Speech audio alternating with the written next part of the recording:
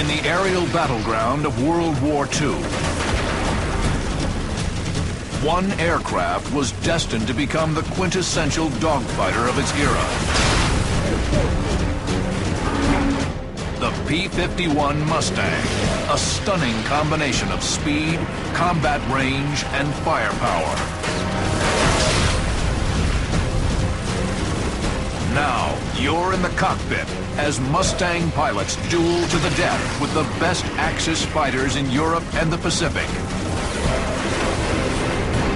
Me-109s, Zeros, even German jets. Cementing the Mustang's place as the most famous American warbird in history. Experience the battle. Dissect the tactics. Relive the dogfights of the P-51 Mustang.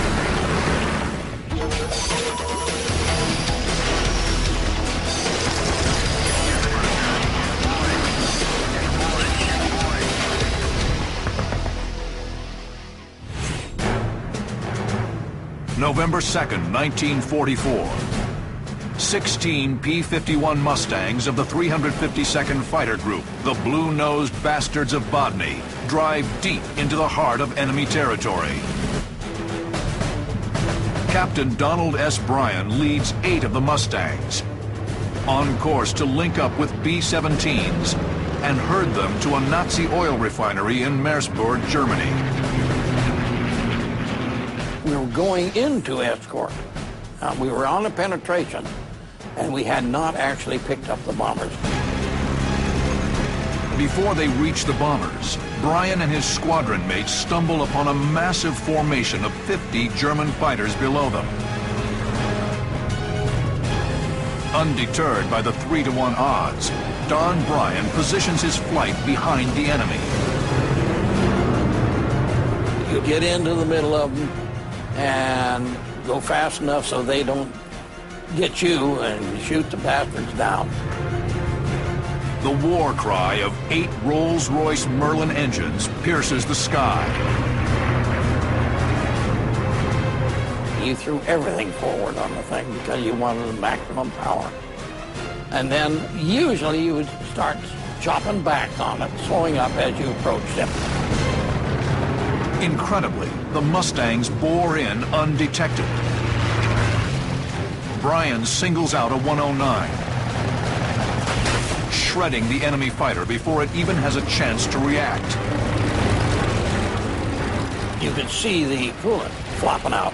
I mean, it was streaming white.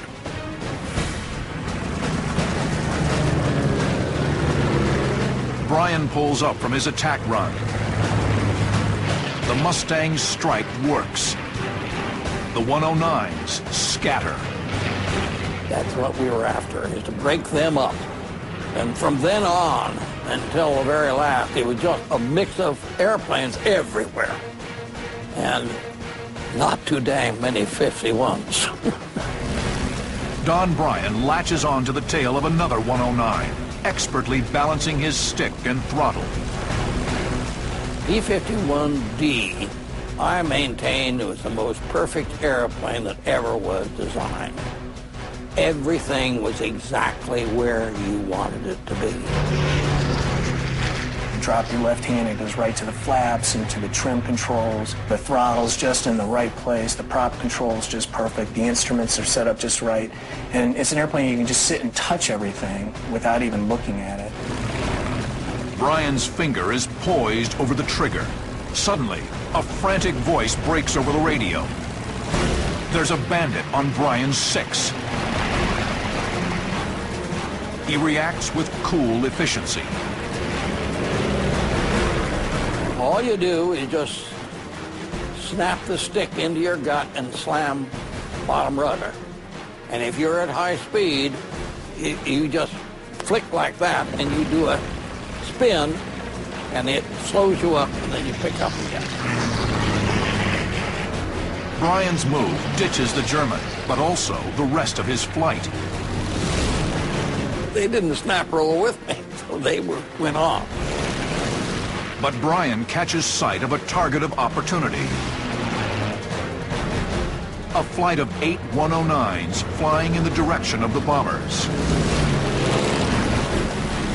Brian decides to target tail end Charlie. Brian is behind them, exactly where he wants to be. I'm going to pick the last one, always. Brian knocks the trailing 109 out, then quickly dodges away. Incredibly, another 109 appears off his nose.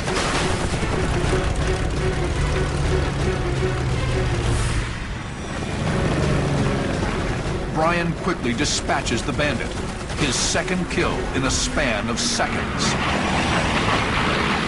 When these things were so many, so fast, and I would say, okay, that guy is going down, and stop and look for something else. Brian dives back into the furball and latches onto a new target, but his lack of a wingman leaves him exposed. A sudden flash of metal in his rear-view mirror. It's a 109 on his 6 o'clock. Brian brakes to the left. He rolls and reverses, but the German has sunk his teeth into the Mustang and won't let go. I had the hottest 51 in the air, and this guy was outperforming me. That's what really sweats you off. This Luftwaffe pilot is unlike any other he's encountered. Don Brian's prowess in the P-51 Mustang is about to be put to the ultimate test. Speed defined the P-51 Mustang and the program under which it was developed. When the British Air Ministry proposed in April 1940 that North American Aviation open a new production line for RAF P-40s, North American instead offered an entirely new airframe and promised it in less time. Just 127 days later, the first Mustang prototype rolled out of the hangar.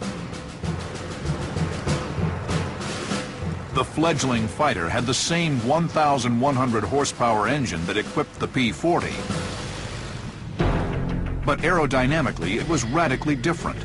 Unlike a conventional airfoil, the cross-section of the Mustang's wing was thin at the leading edge and thicker toward the middle, with a similar curvature on both top and bottom. This innovative design reduced the buildup of air at the leading edge of the wing, called drag, and ensured laminar flow, the smooth flow of air over the wing contours at high speed.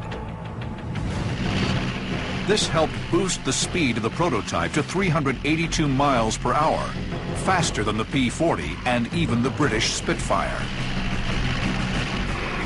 Later models of the P-51 were wedded to the 1,700 horsepower Rolls-Royce Merlin engine, and the true potential of the Mustang was unleashed. The Rolls-Royce Merlin is just got all kinds, it's got gobs of power to it. And when you kick the spurs into it, it really gets up and goes, especially going downhill.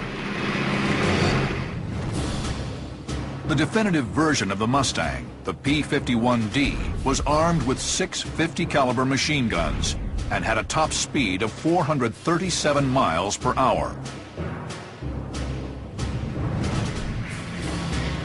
The P-51 would outperform the normal 109 and the 190 at any altitude.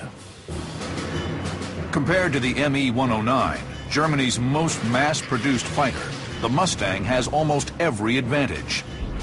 It is considerably faster, turns slightly better, and has greater range and a higher service ceiling.